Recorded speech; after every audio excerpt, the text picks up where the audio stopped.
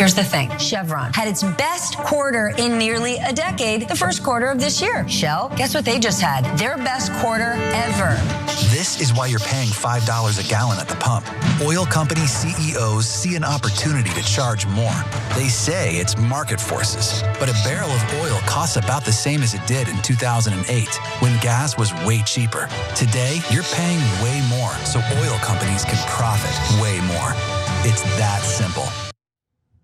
That's an ad from a group called Climate Power. It's part of a $3 million ad push to get people to understand the profit gouging that's going on. I want to be clear though, that's an ad that was released before this week's news. If you're familiar with the profits of these different oil companies, they were responding to the out of control profits that were made in the first quarter by these companies.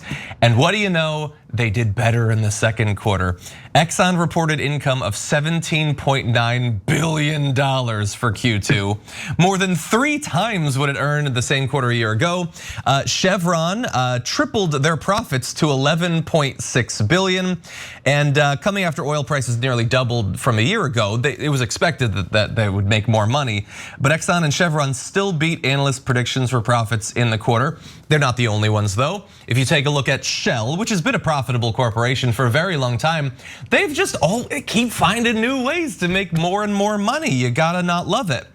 And the results of an overall analysis of oil company profits imply that when you include Britain's BP and Shell and France's TotalEnergies, they generated $60 billion in earnings for the second quarter. And because I am such a mathematician, I'm like a human computer, that's like $2.8 billion a day. That is insane. Remember like 10 years ago when we talked about how they were the most profitable corporations in the history of corporations? Yeah, they're doing way better than that. And I think it's important for people to understand that these profits were not earned in the traditional sense. Every single dollar over and above the profits that they made a year ago, let alone 5 years ago, was stolen. They saw an opportunity and they took it out of your wallet, out of your pocketbook. It was yours, now it's theirs, and they're very happy about it. Absolutely, 1000%. Oil companies right now are treating the energy market like it's a casino, and they are gambling, but they are also dealing for themselves. When we saw global supply constrained, there was an opportunity for oil companies in the United States to increase production. And we had CEOs directly saying on television, in public, that the reason they're not increasing domestic supply, the reason they're not drilling new wells and building new rigs is because they've promised their shareholders steady growth. Why? Because their shareholders don't want them to make additional investments and take on that additional cost to increase production, because that cuts into profits and that reduces the returns to those shareholders. And the stock buybacks that we're seeing right now should be illegal. What they're doing is, this is a company buying their own stock. The reason they are doing this is because they want to boost their earnings per share. That's all they want to do. That's the net income of the company over the total available shares on the market. And when they reduce the total available shares on the market, they're increasing the return per share. And this makes the stock more valuable. This directly benefits the shareholders and the executives. Now they have much more money. This should not be legal. What should they be doing with that money instead of buying back their own stock to inflate the price of it? I don't know, is there anything wrong with the energy industry right now? Anything worth changing? Yeah, they're destroying our planet. They should be investing in research and development, new green technologies, building new green infrastructure. And the reason they're not is not because this is just a few bad guys who are in the oil industry. This is because this is how our economic system is designed. They're allowed to do this. They're playing by the rules of the game because people just like them invented the rules of the game. And if we're interested in changing this, we've got to change the system itself. We've got to make it so that people actually have a say about how our resources and labor are used, because right now it's a few guys who own a lot of capital making those decisions for us, and we're going to lose our planet as a result. Yeah. Valuation and stock market valuation is no longer necessarily correlated to GDP, nor is it always necessarily correlated to profitability. That's very interesting, right? Basically what stock valuations are like, especially if there's sort of essentially insider trading, which is what this is, as you pointed out, It's an arbitrary instrument of just maintaining capital and allowing capital to sort of accrue its own value based on the buyback approach. I mean, note, there's a bill that is bipartisan that's right now in Congress about people in Congress not being able to engage in these sort of insider trading kind of approaches as well. So we are at a point here when it comes to capitalism where I'm not even sure we really could call this capitalism. I mean, this is something that Yanis Varoufakis described to me, the Greek minister, former Greek minister of finance, and head of Progressive International with Bernie. He described to me as zombified capitalism or vulture capitalism, right? We saw this during the pandemic. The stock market valuation was at an all-time high, while we all know the economy was suffering in a way that in certain senses it may never have had in that particular way before. Yeah. So that's, I think, point one I want to make. The one other really quick point I want to make is look at these inflation issues. Where does inflation come from? Inflation is not caused by us, the consumers, or us as citizens. It's just whatever prices these companies choose to charge based on whatever they want, right? So when we see the interest rates going up, as was announced just a day or two ago, and that's happened multiple times, what does that mean? That means those of us who are in debt or have loans, basically middle and working class people, we are the ones who have to pay while these companies get to charge whatever they want. And this was not the case actually in the past. Even Nixon had actually capped price inflation dating back many decades ago. So I really recommend looking at some of the analysis of Richard Wolff, the economist, on these issues. But basically, we're at a zombie stage when it comes to capitalism. This is not a free market. This is not even oligopolic capitalism. This is zombie instrument capitalism. Yeah, no, 100%. Incredibly frustrating. I'm going to show you some more numbers, and I want to get into the buyback that Jessica was talking about. Overall, look at these percentage increases in profits from the previous year.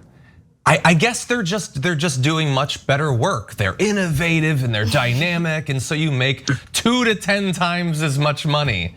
That's probably what it is. Here's a convenient, fun thing in terms of rigging the system. Jordan Ewell, whose birthday is tomorrow, by the way, happy pre-birthday, Jordan, pointed out that Chevron's effective tax rate last year was 1.8% and Exxon's was 2.8%. I haven't looked at my taxes recently. I'm assuming it's comparable. That's probably what you're paying, right? Anyway, and then finally, when it comes to buybacks, these are cobbled together from different sources, but Chevron supposedly is intending to do $15 billion in 1 year, $6 billion in Q3 for Shell, $2 billion in Q3 for TotalEnergies. Isn't that nice for them? And look, here's the thing. They make a product that, let's keep it real, doesn't just do damage to people, but it kills people, as Jessica was alluding to. And honestly, the profit gouging kills them in at least 2 financial ways at the same time. If you have to drive, you're paying more for your own gas. And you know how like every product costs more now than it used to? Do you think the fact that shipping it's significantly more expensive because the gas is more expensive might be contributing to that too? But no, let's ignore it. Let's pretend that has no influence on inflation either. But they're making something that is killing people. It is negative financially, it's negative in terms of public health, leads to respiratory illness, like something like 6 million people die every year just from the pollution alone. We have gotten rid of products in the past that were killing people. People love to point to lawn darts, like one person got hit by a lawn dart and they were gone. What about CFCs? This will be a history lesson for Charlie Kirk, who doesn't understand it, or Matt Walsh, who doesn't understand any of this. We just got rid of it, despite the fact that corporations were selling it. They were making money, putting those into refrigerators and stuff like that. But we said, no, you can't do that. We did that with Four Loko, was getting people drunk and hyped up at the same time. So it was taken off the market. You can do that. Now you might say, well, your car doesn't run on Four Loko, which is why I'm willing to be merciful. We're not going to immediately get rid of it. You can maintain, Shell, you can exist, Chevron, you can exist. But some amount of your profits, let's say 90%, are going to go towards transitioning off of oil. You can continue to make money for a little bit, and the rest of it will go, including whatever price gouging you decide to do, will go directly into solar and wind and all sorts of things. We can do experiments in geothermal if you want. We can get wild with it. But that is, I think, a perfectly reasonable way to go around this. But instead, we're looking for new ways to drill more. We're looking to drag this thing out for a few more decades that we can ill afford to waste.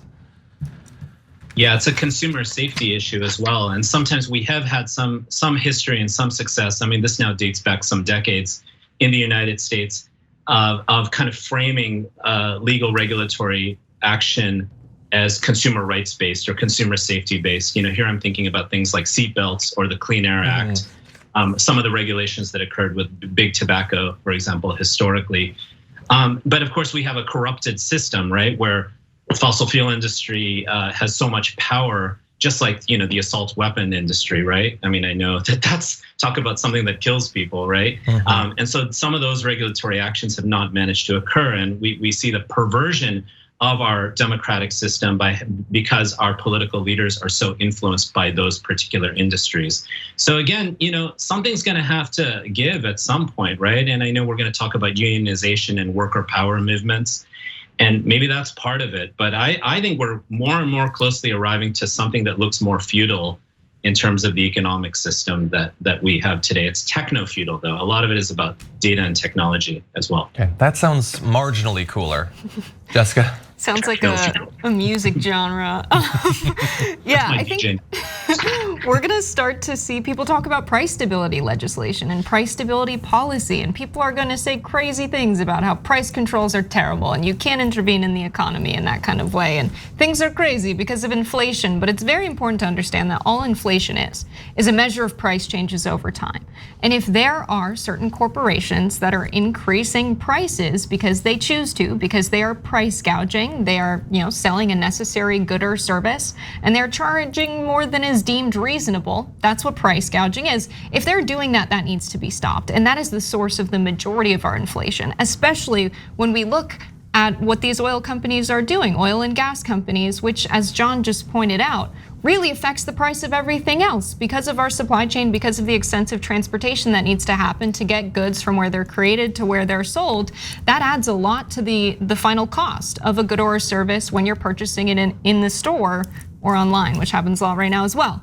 But that's not the main point. The main point is that price stability is going to be a huge debate. People are going to spread so much misinformation about it, but it is the only way to curb this inflation. Even Jerome Powell right now is admitting that raising rates isn't going to do much about inflation, and it's a huge problem that they're charging more.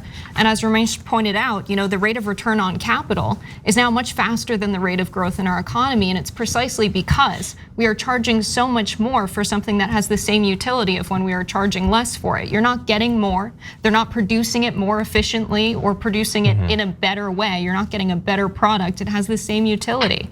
And so it should have the same value. And the only way to curb this is price stability. And I think hopefully soon we'll see some progressives start to talk about it.